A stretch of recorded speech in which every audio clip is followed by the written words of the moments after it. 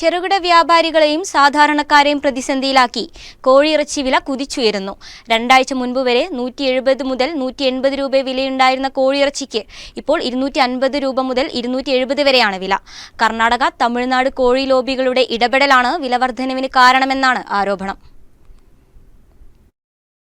ആഴ്ചകൾക്ക് മുമ്പ് വരെ 200-ന് താഴെ കിലോയ്ക്ക് വിലയുണ്ടായിരുന്ന കോഴിയിറച്ചിയാണ് 250 കഴിഞ്ഞ് കുതിക്കുന്നത്. നിലവിൽ വിപണി വില 250 മുതൽ 270 വരെയാണ്. യാതൊരു നിയന്ത്രണവുമില്ലാതെ അനുദിനം കോഴിയിറച്ചിക്ക് വില കുതിച്ചു വരുന്നത് സാധാരണക്കാരെ മാത്രമല്ല ചെറുകിട വ്യാപാരികളെയും പ്രതിസന്ധിയിലാക്കുകയാണ്. നിലവിൽ കർണാടക, തമിഴ്നാട് എന്നിവിടങ്ങളിൽ നിന്നാണ് കോഴി ജില്ലയിലേക്കടക്കം എത്തുന്നത്. ഇവിടങ്ങളിലെ വൻകിട ലോബികളുടെ ഇടപെടലാണ് വിലവർദ്ധനവിന് കാരണമായി ചെറുകിട വ്യാപാരികൾ ചൂണ്ടിക്കാണിക്കുന്നത്.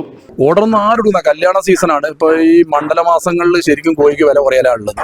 ഷോർട്ടാക്കി ഇവര് ഉൽപാദനം കുറച്ച് അതിന്റെ ഒരു ക്ഷീണം നന്നായിട്ടുണ്ട്. പക്ഷെ ഇതൊക്കെ ചില്ലറ വ്യാപാരികളെ തലക്കാണ് അടിക്കുന്നത്. വില വർദ്ധിച്ചതോടെ പാർട്ടി ഓർഡറുകൾ നൽകിയതടക്കം ക്യാൻസലായി പോകുന്നതായും കച്ചവടക്കാർ പറയുന്നു. കോഴിവില ഏകീകരിക്കുന്നതിന് സർക്കാർ തലത്തിൽ ഇടപെടൽ വേണമെന്ന ആവശ്യമാണ് ഉയരുന്നത്.